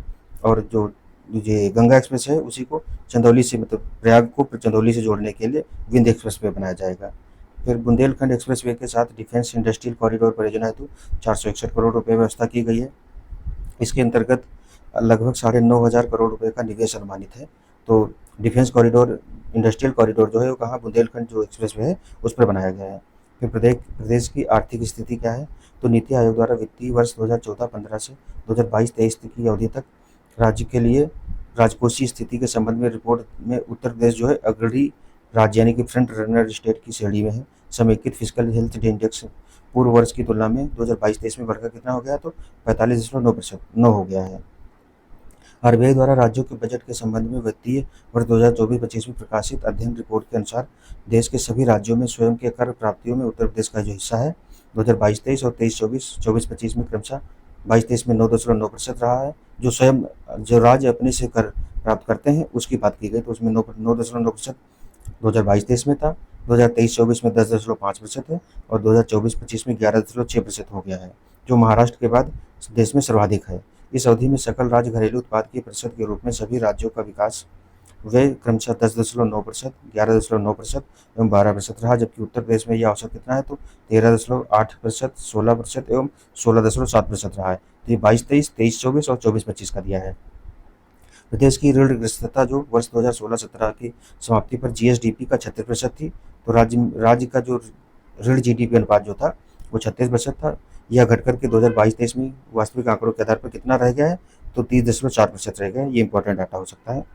वर्ष 2017-18 में प्रदेश की अर्थव्यवस्था की जीएसडीपी मात्र 12.89 लाख करोड़ थी। तो 2017-18 में जो राज्य की जीएसडीपी थी वो कितनी थी, 12.89 लाख करोड़ रुपए थी, जो कि 2024-25 में दोगुना होकर के 27.5 लाख करोड़ रुपए हो गई है। 2025-26 में ये 30 लाख करोड़ के आसपास होने का अनुमान है, 30.77 लाख करोड़ रुपए का होने का अनुमान है। जो 2024-25 का कितना है, तो 27.51 लाख करोड़ है। ये इंपॉर्टेंट है। और जो अनुमान किया गया है अगला 25-26 में, ये 30.77 लाख करोड़ रुपए का अनुमान किया गया है। प्रदेश प्रदेश देश में विकास दर में वृद्धि करने वाले राज्यों में अब अग्रणी स्थान पर है। वर्ष 2023-24 में राष्ट्रीय जीडीपी की वृद्धि दर प्रचलित मूल्य पर 9.6% रही, जबकि प्रदेश की वृद्धि दर कितनी रही है, तो यूपी की जो 11.6% रही है। वित्तीय वर्ष 2016-17 में प्रदेश की प्रति व्यक्ति आय मात्र 52,671 रुपये थी। मात्र 3 वर्ष की अवधि में प्रति व्यक्ति आय 2019-20 में बढ़कर के 65,660 रुपये के स्तर पर पहुंच गई। इसके बाद वर्ष 2023-24 में प्रति व्यक्ति आय 93,514 रुपये हो गई। तो ये पूछ सकता है प्रति व्यक्ति आय यूपी में कितनी 2023-24 के अनुसार, तो 93,514 रुपये प्रति व्यक्ति है। वित्तीय वर्ष 2022-24-25 में इसके 1 लाख रुपये तक हो जाने का अनुमान लगाया गया है। 2024-25 में इसका 1 लाख तक पहुँचने का अनुमान लगाया गया है। आय वृद्धि दर भी पहले के 12.2% से बढ़कर के 12.5% हो गई है। फिर 2022-23 में कृषि, विनिर्माण, सेवा क्षेत्रों का राज्य की अर्थव्यवस्था में योगदान क्रमशः कितना है, 24% है, 30% और 46% है। तो ये 2022-23 के आधार पर देखा जाएगा। प्राथमिक क्षेत्र, द्वितीयक क्षेत्र और तृतीय क्षेत्र जो है उनका योगदान प्राथमिक क्षेत्र का कितना है, 24% है, द्वितीय क्षेत्र का कितना है, 30% है, और जो तृतीय क्षेत्र है सेवा क्षेत्र सेक्टर का उसका कितना है, 46% है। ये इंपॉर्टेंट डाटा पूछा जा सकता है। फिर हाल ही में जारी भारतीय स्टेट बैंक की रिपोर्ट के अनुसार भारत को विश्व की तीसरी सबसे बड़ी अर्थव्यवस्था के स्तर पर पहुंचाने में उत्तर प्रदेश की महत्वपूर्ण भूमिका होगी। रिपोर्ट में यूपी को भविष्य में लैंड ऑफ मिडनाइट सन का बताया गया है, जो दर्शाता है कि प्रदेश विकास के पथ पर अग्रसर है। उत्तर प्रदेश प्रतिवर्ष 2 लाख करोड़ से अधिक का निर्यात कर देश की कुल निर्यात में 11%, तो देश की कुल निर्यात में यूपी का योगदान कितना है, 11% है। उत्तर प्रदेश डिजिटल लेन देन में देश में अग्रणी 2024 में 1024 करोड़ रुपए से अधिक का लेन देन हुआ है। फिर उत्तर प्रदेश में 8 वर्षों में सौर ऊर्जा उत्पादन में 10 गुना वृद्धि हुई है। तो मार्च 2025 में उत्तर प्रदेश सरकार ने विगत 8 वर्षों में राज्य में सौर ऊर्जा उत्पादन में 10 गुना वृद्धि होने की घोषणा की है। 2017 में सौर ऊर्जा की कुल स्थापित क्षमता कितनी थी यूपी में, 288 मेगावाट थी। उत्तर प्रदेश नवीन एवं नवीकरणीय ऊर्जा विभाग जो है यूपी नेडा ने इसकी घोषणा वर्तमान सरकार के 8 वर्ष पूरे होने के उत्सव के दौरान की है। वर्तमान में राज्य में सौर ऊर्जा की कुल स्थापित क्षमता कितनी हो गई, तो 2653 मेगावाट हो गई है। 288 मेगावाट से बढ़कर के 2653 मेगावाट हो गई है। सौर ऊर्जा नीति 2022 में 5 वर्षों में दौरान 22,000 मेगावाट सौर ऊर्जा उत्पादन का लक्ष्य रखा गया। जो 2022 में सौर ऊर्जा नीति आई थी यूपी की, उसके तहत 22,000 मेगावाट सौर ऊर्जा उत्पादन का लक्ष्य 5 वर्षों में रखा गया है। अंतर्देशीय जल परिवहन का नया क्षेत्रीय कार्यालय वाराणसी में खोला जाएगा। तो 23 जनवरी 2025 को भारत में अंतर्देशीय जल परिवहन को बढ़ावा देने के लिए भारतीय अंतर्देशीय जलमार्ग प्राधिकरण ने एक महत्वपूर्ण कदम उठाते हुए वाराणसी में एक नया क्षेत्रीय कार्यालय स्थापित किया गया। यूपी स्पेशल में क्वेश्चन भी आया था, इनलैंड वाटरवेज अथॉरिटी जो है उसका। फिर इस कदम का उद्देश्य राष्ट्रीय जलमार्गों, विशेष रूप से गंगा नदी के किनारे के विकास और प्रबंधन को तेज करना है। IWAI के वर्तमान में गुवाहाटी, पटना, कोच्चि, भुवनेश्वर, कोलकाता और वाराणसी में 6 क्षेत्रीय कार्यालय हैं। तो वाराणसी में भी है, गुवाहाटी में है, पटना में है, कोच्चि में है, भुवनेश्वर में है, कोलकाता में है और वाराणसी में अभी खोला जाएगा। वाराणसी एक प्रमुख नदी तटीय शहर और धार्मिक पर्यटन का केंद्र होने के नाते इस तरह के कार्यालय के लिए रणनीतिक रूप से महत्वपूर्ण है। वाराणसी कार्यालय विश्व बैंक द्वारा वित्त पोषित जलमार्ग विकास परियोजना के कार्यान्वयन में महत्वपूर्ण भूमिका निभाएगा। इस परियोजना का उद्देश्य राष्ट्रीय जलमार्ग एक जो है गंगा नदी पर बनी है को विकसित करना, अंतर्देशीय जल परिवहन बुनियादी ढांचे में सुधार करना। राष्ट्रीय जलमार्ग जो एक है इसकी लंबाई कितनी है तो 1620 किलोमीटर है। प्रयाग से ये गंगा नदी पर बना है। फिर धनौरी वेटलैंड कहाँ है ये तो 2025 जनवरी 2025 में राष्ट्रीय हरित न्यायाधिकरण NGT ने उत्तर प्रदेश सरकार को धनौरी वेटलैंड के रूप में अधिसूचना के बारे में एक विस्तृत रिपोर्ट प्रदान करने का निर्देश दिया। धनौरी जलाशय या वेटलैंड जेवर एयरपोर्ट के आसपास के पास गौतम बुद्ध नगर में स्थित है। तो धनौरी वेटलैंड जो कहाँ है, ये कहाँ है, गौतम बुद्ध नगर में है और जो जेवर एयरपोर्ट बन रहा है वहाँ पर स्थापित है। धनौरी वेटलैंड गौतम बुद्ध नगर जिले उत्तर प्रदेश में जेवर एयरपोर्ट के पास स्थित है। यह विभिन्न पक्षी प्रजातियों जिनमें लुप्तप्राय सारस क्रेन भी शामिल है के लिए महत्वपूर्ण आवास है। उत्तर प्रदेश सरकार धनौरी वेटलैंड को अधिसूचित करने की प्रक्रिया में है, लेकिन NGT ने इस प्रक्रिया में देरी पर चिंता व्यक्त की है। प्रस्तावित धनौरी आर्द्रभूमि कितना है तो 112.89 हेक्टेयर में विस्तृत है।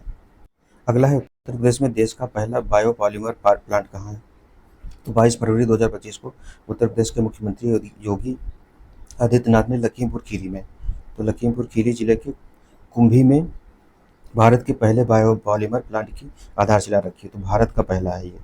कौन सा है बायोपॉलीमर प्लांट है, यूपी के लखीमपुर जिले के कुंभी में खोला जाएगा ये बायोपॉलीमर प्लांट। बलरामपुर चीनी मिल्स लिमिटेड द्वारा लगभग 2750 करोड़ रुपए की अनुमानित लागत में स्थापित किया जाएगा।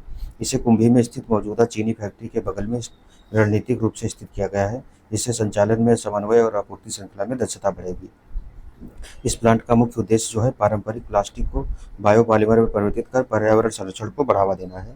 प्लांट प्रत्येक वर्ष 80,000 टन पॉलीलैक्टिक एसिड का उत्पादन करेगा, जिसका उपयोग पर्यावरण अनुकूल उत्पादों जैसे कि डिस्पोजेबल बोतलें, प्लेट्स, कप और बैग बनाने में किया जाएगा। यह उत्पाद जैव अवक्रमणीय होते हैं और 3 से 6 महीने के भीतर विघटित हो जाते हैं। तो प्लास्टिक को अवकरणीय बनाने में इसका योगदान किया जाएगा। लखनऊ में ब्रह्मोस मिसाइल निर्माण आरंभ हो गया है। तो 20 फरवरी 2025 को रक्षा मंत्री राजनाथ सिंह ने घोषणा की कि मई-जून 2025 तक लखनऊ में ब्रह्मोस मिसाइलों का निर्माण शुरू हो जाएगा। ब्रह्मोस मिसाइलों के साथ अन्य रक्षा उपकरणों का भी लखनऊ में निर्माण किया जाएगा। मिसाइलों को निर्माण इकाई तक ले जाने के लिए एक रेलवे ट्रैक की योजना बनाई गई है। इस परियोजना में रूसी वैज्ञानिक भारतीय समकक्ष के साथ सहयोग करेंगे। तो जो ब्रह्मोस मिसाइल है वो भारत और रूस के मध्य सहयोग पर से बनी है। ब्रह्मपुत्र और मस्कवा नदी के नाम पर इसका नाम भी रखा गया है। यह परियोजना रक्षा गलियारा पहल का हिस्सा है, जिसका उद्देश्य उत्तर प्रदेश और तमिलनाडु के रक्षा निर्माण केंद्रों में स्थापित करना है। यूपी में जो डिफेंस कॉरिडोर है, भारत में 2 डिफेंस कॉरिडोर है, एक यूपी में है, दूसरा जो है तमिलनाडु में है। तो यूपी वाला जो है लखनऊ भी नोड एक है। यूपी के डिफेंस कॉरिडोर में जो 6 नोड हैं उसमें से लखनऊ भी एक है। तो उसी में ये जो ब्रह्मोस मिसाइल का है उसका जो उत्पादन शुरू किया गया है। इस गलियारे का उद्देश्य भारत की रक्षा उत्पादन क्षमताओं को बढ़ाकर आत्मनिर्भरता को बढ़ावा देना है। उत्तर प्रदेश में देश का पहला टेक्सटाइल मशीन निर्माण केंद्र कहाँ है तो देश का पहला तो यूपी में जो पहला टेक्सटाइल मशीन निर्माण केंद्र है, ये क्या है, देश का पहला है। देश का पहला टेक्सटाइल मशीन निर्माण केंद्र यूपी में बनाने की घोषणा राज्य सरकार के लघु एवं मध्यम उद्योग मंत्री ने मार्च 2025 में की है। ये कानपुर देहात में लगने वाले इस मैन्युफैक्चरिंग प्लांट में कपड़ा नहीं बल्कि कपड़ा बनाने वाली मशीनों का निर्माण होगा। तो जो कपड़ा बनाने वाली मशीनें होती हैं उनका निर्माण किया जाएगा। कहाँ किया जाएगा तो कानपुर देहात है वहाँ बनेगा ये मशीनें वर्तमान में दक्षिण कोरिया, चीन व यूरोप से आयात करनी पड़ती हैं। इन मशीनों के आयात पर 40,000 करोड़ रुपए से अधिक खर्च किया जाता है, जो आने वाले दिनों में 4 लाख करोड़ रुपए तक पहुंच जाएगा। इस वजह से इसका स्कोप भारत में काफ़ी ज़्यादा है। इस तरह की परियोजना चालू होने से देश भर की टेक्सटाइल कंपनियां इस तरह की मशीनें आयात करने की जगह उत्तर प्रदेश से प्राप्त कर सकेंगी। यही नहीं, लखनऊ में बन रहे मेगा मित्र टेक्सटाइल पार्क जो है वह 10 अन्य टेक्सटाइल पार्कों में अपनी परियोजना लगाने वाले निवेशकों की मांग भी इससे पूरी हो जाएगी। तो जो टेक्सटाइल पार्क भारत में बन रहे हैं उनके लिए ये क्या करेगा, मशीनें प्रोवाइड करा पाएगा। फिर मार्च 2025 में उत्तर प्रदेश सरकार ने प्रदेश के हापुड़, मऊ, कानपुर, बाराबंकी, भदोही, गोरखपुर, गाजियाबाद, मेरठ, हरदोई और संत कबीरनगर में 10 नए टेक्सटाइल पार्क के निर्माण की घोषणा की थी। फिर टेक्सटाइल मशीन निर्माण प्लांट के लिए कानपुर देहात में भोगनीपुर के पास चपरघटा में करीब 875 एकड़ जमीन चिन्हित की गई है। यह कानपुर एयरपोर्ट से 50 किलोमीटर दूर है। यह प्लग प्लांट व प्ले मॉडल पर तैयार होगा। पार्क के अंदर 200 से अधिक बड़ी और मध्यम इकाइयाँ स्थापित की जाएगी, जिनमें 1.5 लाख लोगों को रोजगार मिलेगा। उत्तर प्रदेश में रडार फैक्ट्री, तो उत्तर प्रदेश में आगरा लखनऊ एक्सप्रेसवे के निकट जहाँ बिझामई गांव में डिफेंस इंडस्ट्रियल कॉरिडोर में 400 करोड़ रुपए की लागत से रडार बनाने की फैक्ट्री स्थापित की जाएगी। तो रडार फैक्ट्री यूपी में कहाँ है, आगरा लखनऊ एक्सप्रेसवे जो है उस पर बिझामई गांव के आसपास स्थापित की जाएगी। यह factory Bharat heavy electronic limited, जो भेल कंपनी है भारत की, इस द्वारा स्थापित की जा रही है और इससे देश की रक्षा प्रणाली में सुधार होगा। वाराणसी में बनेगी क्या, डॉल्फिन सफारी बनाई जाएगी। तो उत्तर प्रदेश सरकार ने 22 मार्च 2025 को वाराणसी में डॉल्फिन सफारी के निर्माण की घोषणा की है। इस सफारी को जिले के कैथी से ढकवा गांव के बीच स्थापित किया गया है। तो बनारस के कैथी से ढकवा के बीच बनाई जा रही है। वाराणसी के कैथी से ढकवा गांव के बीच डॉल्फिनों की सर्वाधिक संख्या पाई जाती है। इसका कारण ये भी एक है कि यहाँ सर्वाधिक संख्या पाई जाती है। फिर है वाराणसी जनपद में गंगा नदी में डॉल्फिन संरक्षण के लिए प्रदेश सरकार ने डॉल्फिन मित्र की नियुक्ति की है। उत्तर प्रदेश की 3 हेरिटेज इमारतें जो हैं होटल के रूप में विकसित की जा रही हैं। तो 12 मार्च 2025 को उत्तर प्रदेश सरकार ने राज्य की 3 हेरिटेज इमारतों को होटल के रूप में विकसित करने का निर्णय लिया है। इनमें कौन कौन सी हैं, तो लखनऊ की रोशन उद दौला 76 मंजिल और मिर्ज़ापुर की जिले में स्थित चुनार किला जो है। लखनऊ की रोशन उद दौला और 76 मंजिल 2 हो गए लखनऊ से, एक मिर्ज़ापुर से है चुनार किला। इन इमारतों में जैसलमेर से सूर्यगढ़ की तर्ज पर हेरिटेज होटल में विकसित किया जाएगा। यह निर्णय राज्य हेरिटेज संपत्तियों को पुनर्जीवित करने और उनके पुराने गौरव को बहाल करने के साथ साथ राजस्व को बढ़ाने के लिए किया गया है। वाराणसी और प्रयागराज को मिलाकर क्षेत्रीय प्राधिकरण के गठन की योजना की गई है। तो इसमें वाराणसी व प्रयागराज के धार्मिक और ऐतिहासिक महत्व को देखते हुए इन दोनों जिलों को मिलाकर एक क्षेत्रीय विकास प्राधिकरण का गठन किया जाएगा। इन दोनों के बीच आने वाले 5 जिलों को शामिल करते हुए प्रस्तावित प्राधिकरण में कुल 7 जिले शामिल किए जाएंगे। तो इसी तरीके से यूपी राज्य जो जिला है, राजधानी योजना जो है एनसीआर की तरह CSR जो बनाई जा रही है उसमें भी है। उसी तरीके से क्षेत्रीय विकास प्राधिकरण जो है किसको, तो प्राधिकरण वाराणसी और प्रयागराज और उसमें क्षेत्र में आने वाले 5 जिलों को शामिल किया जाएगा।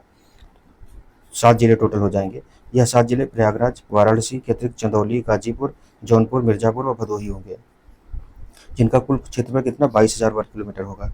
इस क्षेत्रीय प्राधिकरण का विकास धार्मिक विकास क्षेत्र के रूप में किया जाएगा। इससे इस संपूर्ण क्षेत्र में धार्मिक उद्योग व धार्मिक पर्यटन को बढ़ावा मिलेगा। साथ ही औद्योगिक क्षेत्र के नॉलेज पार्क की भी व्यवस्था की जाएगी। अत्याधुनिक तकनीक से युक्त इस क्षेत्र के विकास में स्थानीय लोगों के लिए रोजगार बड़े अवसर पर उपलब्ध होंगे। टीकाकरण कार्यक्रम को प्रभावी बनाने के लिए राइज ऐप लॉन्च किया गया है। जो टीकाकरण है यूपी में उनको प्रभावी बनाने के लिए राइज कार्यक्रम ऐप लॉन्च किया गया है। उत्तर प्रदेश सरकार ने अपने टीकाकरण कार्यक्रम को और अधिक प्रभावी बनाने के लिए rapid immunisation skill enhancement RISE app फरवरी 2025 में लॉन्च किया है। इसका फुल फॉर्म क्या है, रैपिड इम्यूनाइजेशन स्किल इन्हांसमेंट है। यह डिजिटल प्लेटफॉर्म नर्सों, सहायक नर्स, मिडवाइफ, एएनएम जो है और स्वास्थ्य कार्यकर्ताओं के लिए विकसित किया गया है, जिससे वे बच्चों के नियमित टीकाकरण की निगरानी और प्रबंधन अधिक दक्षता से कर सकें। इस पहल का उद्देश्य जो है टीकाकरण कवरेज बढ़ाना, टीकाकरण से बचने वाले परिवारों की पहचान करना और समुचित टीकाकरण सुनिश्चित करना है।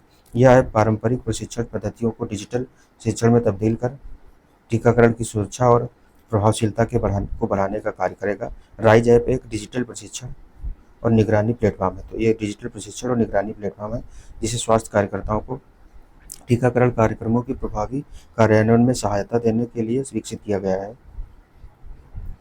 फिर क्या है, यह ऐप रियल टाइम अपडेट प्रदान करता है, जैसे कि टीकाकरण शेड्यूल और सत्र प्रबंधन, टीके की सुरक्षा प्रोटोकॉल और कोल्ड चेन प्रबंधन, टीकाकरण के बाद प्रतिकूल प्रभावों की निगरानी, स्वास्थ्य कर्मियों को नवीनतम टीकाकरण दिशा निर्देशों का प्रशिक्षण। यूपी विधानसभा अनुवादक सुविधा से लैस, ये अगला करंट अफेयर है, यूपी विधानसभा अनुवादक सुविधा से लैस होने वाली देश की पहली विधानसभा बन गई है। क्या है इसमें, तो 18 फरवरी 2025 से शुरू हुई उत्तर प्रदेश विधानसभा सत्र अनुवादक की सुविधा से लैस होने वाला देश की पहली विधानसभा बन गई है। अब विधानसभा सदस्यों को अवधी, भोजपुरी, ब्रज, बुंदेली और अंग्रेजी में अपनी बात रखने के अवसर मिल रहा है। इसके लिए व्यवस्था सत्तारूढ़ समिति के समक्ष प्रस्तावित की गई और सदन पूरी द्वारा मंजूरी मिलने के बाद इसे लागू किया गया। मतलब इन भाषाओं का उपयोग किया जा सकता है। इस पहल का उद्देश्य क्षेत्रीय भाषाओं को बढ़ावा देना और सभी समुदायों के बीच एकता की भावना को मजबूत करना है। मुख्यमंत्री योगी आदित्यनाथ ने विधानसभा में अवधी, ब्रज, भोजपुरी, बुंदेलखंड और अंग्रेजी के अनुवाद की रिहर्सल की समीक्षा भी की है। और इसी तरीके से पंजाब में भी शुरू हुआ है पेपरलेस टाइपिंग करके है कुछ प्रोजेक्ट, वहाँ की विधानसभा बनी है। उत्तर प्रदेश जो तथ्यसार है वह लाइनर देख लेते हैं क्या क्या है। तो प्रधानमंत्री मोदी की अध्यक्षता में 25 जून 2025 को हुई केंद्रीय कैबिनेट की बैठक में उत्तर प्रदेश में कहाँ पर इंटरनेशनल पोटैटो सेंटर के दक्षिण एशिया क्षेत्रीय केंद्र का स्थापना को मंजूरी दी गई। तो आगरा सिंगना आगरा में दी गई है। जो इंटरनेशनल पोटैटो सेंटर है उसका दक्षिण एशिया क्षेत्र केंद्र है, ये आगरा में स्थापित किया जाएगा। केंद्रीय रक्षा मंत्री राजनाथ सिंह ने उत्तर प्रदेश में कहाँ पर 12 मई 2025 को ब्रह्मोस मिसाइल के निर्माण की इकाई का उद्घाटन किया। तो लखनऊ में किया गया है। उत्तर प्रदेश सरकार ने मई 2025 में किस अंतर्राष्ट्रीय संस्था के सहयोग से यूपी एग्रीज और AI प्रज्ञा पहल शुरू की है। तो विश्व बैंक के सहयोग से की गई है। यूपी एग्रीज में ऊपर भी बताया है कि कितने टोटल 28 जिले शामिल हैं, जिसमें से पूर्वांचल और बुंदेलखंड के 28 जिले शामिल हैं। 4000 करोड़ रुपए का प्रावधान है, जिसमें से 2800 करोड़ जो है विश्व बैंक देगा और 1200 करोड़ जो है राज्य सरकार खुद जुटाएगी। इसमें 30% महिलाओं को शामिल किया जाएगा और किसानों को क्या करना है, किसानों को प्रशिक्षण और प्रोत्साहन दिया जाएगा इसमें। फिर और जो AI प्रज्ञा है इसके तहत 10 लाख युवाओं को प्रशिक्षण दिया जाएगा नवीन तकनीकों में। फिर उत्तर प्रदेश के लखनऊ स्थित हुआ शहरी सहकारी बैंक, जिसमें पूंजी की कमी के कारण RBI ने 19 मई 2025 को उसका लाइसेंस रद्द कर दिया। तो HCBL कोऑपरेटिव बैंक है, इसका लाइसेंस रद्द कर दिया IBA द्वारा। फिर देश का पहला waste to wildlife park Uttar Pradesh कहाँ निर्माणाधीन है, तो नोएडा में बनाया जा रहा है। Waste to wildlife park Noida में बनाया जा रहा है। भारतीय रेलवे और उत्तर प्रदेश सरकार ने मई 2025 में प्रदेश के किन 2 स्थानों को जोड़ने के लिए भारत की पहली विस्टाडोम ट्रेन शुरू की है। तो बहराइच जिले के करतनिया घाट और वन्यजीव अभ्यारण्य को पीलीभीत के दुधवा टाइगर रिजर्व अभ्यारण्य से जोड़ने की। फिर 22 मई 2025 में उत्तर प्रदेश में कहाँ पर दुनिया की सबसे बड़ी एरोस्पेस ग्रेड टाइटेनियम इकाई का उद्घाटन, तो लखनऊ में किया जा रहा है एरोस्पेस ग्रेड टाइटेनियम का उद्घाटन। 1 मई 2025 को उपराष्ट्रपति जगदीप धनखड़ ने लखनऊ में प्रदेश की राज्यपाल आनंदीबेन पटेल के जीवन पर आधारित किस पुस्तक का विमोचन किया है। तो चुनौतियां मुझे पसंद है। लेखकों ने विनय जोशी, अशोक देसाई एवं पंकज जानी है। चुनौतियां मुझे पसंद है किस पर आधारित है, तो ये राज्यपाल यूपी की जो है आनंदीबेन पटेल के जीवन पर आधारित है और इसका विमोचन किसने किया है, तो उपराष्ट्रपति जगदीप धनखड़ ने किया है। फिर अगला है, हाल ही में उत्तर प्रदेश सरकार ने इको टूरिज्म को बढ़ावा देने के लिए किस योजना को शुरू किया है, तो बफर में सफर योजना शुरू की गई है। ये भी वहाँ दुधवा टाइगर रिजर्व और करतनिया घाट और किशनपुर वन्यजीव अभ्यारण्य वहीं शुरू की गई है। उनके जो बफर वाले एरिया है, एक और ये बीच का बफर, ये बाह्य क्षेत्र होता है, तो यहाँ पर्यटन को बढ़ावा देने के लिए की गई है। हाल ही में उत्तर प्रदेश पुलिस पोर्टल को किस श्रेणी में स्कॉच पुरस्कार से सम्मानित किया गया, तो पुलिस सुरक्षा में दिया गया इसको। हाल ही में उत्तर प्रदेश सरकार ने अपने जीरो पॉवर्टी मिशन का नाम किसके नाम पर रखने की घोषणा की है, तो जीरो पॉवर्टी यूपी का जो मिशन है उसको डॉक्टर भीमराव अम्बेडकर के नाम पर रखने की घोषणा की गई है। फिर 15 मई 2025 को हुई उत्तर प्रदेश कैबिनेट की बैठक में किस पूर्व प्रधानमंत्री के नाम पर लखनऊ में सीट पार्क बनाने की घोषणा, तो चौधरी चरण सिंह के नाम पर सीट पार्क बनाया जाएगा यूपी में। हाल ही में उत्तर प्रदेश सरकार ने वन डिस्ट्रिक्ट वन प्रोडक्ट योजना के तहत कितने नए उत्पादों को जोड़ा है, तो 12 नए उत्पाद और जोड़ दिए गए। इनको देख लिया जाएगा कि क्या क्या है, क्योंकि ये हो सकता है। अप्रैल 2025 में प्रदेश के किस वाद्य यंत्र को GI टैग प्रदान किया गया, तो बनारस की जो शहनाई है और तबला भी है उसको भी दिया गया है। तो 31 मई 2025 को किसने प्रशांत कुमार की जगह उत्तर प्रदेश के नए पुलिस महानिदेशक का पदभार ग्रहण किया, तो ये राजीव कृष्ण बने हैं। फिर मई 2025 में उत्तर प्रदेश सरकार ने अग्निवीरों के लिए पुलिस नौकरियों में कितने प्रतिशत, तो 20% आरक्षण का बात की है। उत्तर प्रदेश के वह क्रिकेटर जिन्होंने हाल ही में क्रिकेट के सभी प्रारूपों से संन्यास, तो पीयूष चावला ने संन्यास ले लिया है, ये यूपी से थे। फिर प्रदेश का पहला state institute of hotel management की स्थापना कहाँ की जा रही है, तो गोरखपुर में की जा रही है, state institute of hotel management. 13 मई 2025 को कहाँ पर दुनिया की सबसे बड़ी एरोस्पेस ग्रेड टाइटेनियम इकाई का उद्घाटन लखनऊ में किया जा रहा है। हाल ही में ब्रिटेन के वेलिंगबोरो शहर के नवनिर्वाचित मेयर राज मिश्रा का संबंध उत्तर प्रदेश के किस शहर से है, तो ये मिर्जापुर के मूल के हैं। फिर केंद्रीय इलेक्ट्रॉनिक्स और सूचना प्रौद्योगिकी मंत्री अश्विनी वैष्णव ने हाल ही में भारत के पहले 3 नैनोमीटर चिप डिजाइन केंद्र का उत्तर प्रदेश के किस शहर में उद्घाटन किया, तो नोएडा में किया गया है 3 नैनोमीटर चिप डिजाइन केंद्र का उद्घाटन। उत्तर प्रदेश पर्यटन विभाग द्वारा ने पर्यटकों को भगवान बुद्ध से जुड़े स्थलों पर भ्रमण कराने के लिए 2 से 7 जून 2025 के बीच किस यात्रा का आयोजन किया? तो ये बोधि यात्रा का आयोजन किया गया है, यूपी पर्यटन विभाग द्वारा किया गया है। वायुसेना भारतीय वायुसेना के लड़ाकू विमानों ने 1 मई 2025 को उत्तर प्रदेश में निर्माणाधीन गंगा एक्सप्रेसवे के 3.5 किलोमीटर के हिस्से पर कहाँ पर पहली बार रात्रिकालीन लैंडिंग का सफल परीक्षण किया? तो शाहजहाँपुर में किया गया है। किसके द्वारा किया गया है? तो ये भारतीय वायुसेना द्वारा किया गया है। गंगा एक्सप्रेसवे पर 3.5 किलोमीटर के हिस्से पर किया गया है। तो गंगा एक्सप्रेसवे पर किया गया है, शाहजहाँपुर में किया गया है, वायुसेना द्वारा किया गया है। जून 2025 में प्रदेश के किस शहर को यूनेस्को के क्रिएटिव सिटी ऑफ गैस्ट्रोनॉमी में नामांकित किया गया? तो इसको नामांकित किया गया है। अगला, हाल ही में उत्तर प्रदेश सरकार ने किस योजना का डिजिटलीकरण किया? तो राष्ट्रीय पारिवारिक लाभ योजना जो है इसको डिजिटलीकरण कर दिया गया है। हाल ही में उत्तर प्रदेश ने का कौन सा शहर भारत के प्रमुख रियल एस्टेट निवेश स्थल के रूप में उभरा है? तो ये नोएडा उभरा है। हाल ही में किस माध्यम से डिजिटल सार्वजनिक खरीद में उत्तर प्रदेश शीर्ष राज्य बन गया है? तो गवर्नमेंट ई मार्केट प्लेस जो है, जिम मार्केट प्लेस में यूपी पहले स्थान पर है। ये भी इम्पोर्टेंट है। अगला है, वाराणसी उत्तर प्रदेश के वह ओलंपियन हॉकी खिलाड़ी जिन्होंने जून 2025 में अंतर्राष्ट्रीय हॉकी से संन्यास की घोषणा की? तो ललित उपाध्याय हैं ये। मुख्यमंत्री योगी आदित्यनाथ ने 6 अप्रैल 2025 को उत्तर प्रदेश में कहाँ पर निजी क्षेत्र के सबसे बड़े एथेनॉल प्लांट का उद्घाटन किया? तो गोरखपुर में गीडा जो क्षेत्र है वहाँ का औद्योगिक गीडा के सेक्टर 26 में किया गया है। और सबसे बड़ा जो ये उत्तर प्रदेश निजी क्षेत्र का सबसे बड़ा एथेनॉल प्लांट कहाँ है? तो गोरखपुर के गीडा में किया गया है 6 अप्रैल 2025 को। फिर वह प्रतिष्ठित मीडिया रणनीतिकार विगर मीडिया वर्ल्ड वाइड के संस्थापक जिन्हें 31 मार्च 2025 को प्रदेश का प्रतिष्ठित अनमोल रत्न पुरस्कार प्रदान किया गया, तो ये निखिल सिंघल हैं। फिर 20 फरवरी 2025 को विधानसभा में प्रदेश के बजट 2025-26 का आकार कितना है? तो 8,08,736 करोड़ रुपए की है इसका। ये पूछा जा सकता है, सीधे सीधे आंकड़ा पूछ सकता है। अच्छा, एक चीज़, जो प्राथमिक क्षेत्र, द्वितीयक क्षेत्र और टर्सरी सेक्टर है, इनका योगदान जो 2023-24 के आंकड़ों के आधार पर है। प्राथमिक क्षेत्र का कितना है? तो 28.44% है। इसका है 24.6%। इसका भी 46 के आसपास है, जो सेकेंडरी सेक्टर का है। इस तरीके से योगदान है। प्राथमिक सेक्टर का 28.44% है और इसका कितना है? 24.6% है। फिर अगला है, उत्तर प्रदेश राज्य बजट 2025-26 में राज्य की प्रति व्यक्ति आय कितनी हो गई? तो ये भी इम्पोर्टेंट है, 93,514 रुपये जो है ये पूछा जा सकता है। फिर है, वर्ष 2023-24 में प्रदेश की जीडीपी वृद्धि दर कितनी रही? तो 11.6% रही है। उत्तर प्रदेश बजट 2025-26 में कहाँ पर देश का पहला एआईसीटी बनाने के लिए 5 करोड़ रुपये आवंटित किया गया? तो लखनऊ में एआईसीटी बनेगा। कहाँ? ये देश का पहला बनाया जाएगा। किसानों की आय में वृद्धि के लिए किस अंतर्राष्ट्रीय वित्तीय संस्थान ने उत्तर प्रदेश में 325.10 मिलियन डॉलर का ऋण स्वीकृति दी है? तो विश्व बैंक द्वारा दी गई है। उत्तर प्रदेश के 7वें जिले जिनको मिलाकर 7 जिले हैं जिनको मिलाकर के एक धार्मिक सर्किट बनाने की राज्य सरकार ने घोषणा की है। ये इस बार इम्पोर्टेंट हो सकता है। क्या है? प्रयागराज, काशी, चंदौली, गाजीपुर, जौनपुर, मिर्जापुर और भदोही, इनको मिलाकर के एक प्राधिकरण बनाया जाएगा, क्षेत्र विकास प्राधिकरण। तो धार्मिक आधार पर बनाया जाएगा, धार्मिक सर्कल बनाया जाएगा। फिर 16 से 17 फरवरी 2025 के बीच उत्तर प्रदेश के किस शहर में अंतर्राष्ट्रीय पक्षी महोत्सव का आयोजन किया गया है? तो ये भी इम्पोर्टेंट है। कहाँ हुआ है? तो प्रयागराज में किया गया है।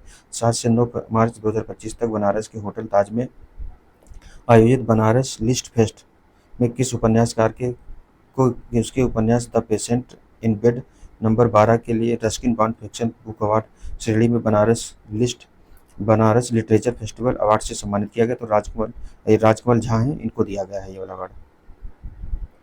28 फरवरी 2025 को राष्ट्रीय विज्ञान दिवस के अवसर पर उत्तर प्रदेश के गोंडा जनपद में आयोजित अंतर्राष्ट्रीय कॉन्फ्रेंस की थीम क्या थी? तो scope of quantum technology in natural sciences करके।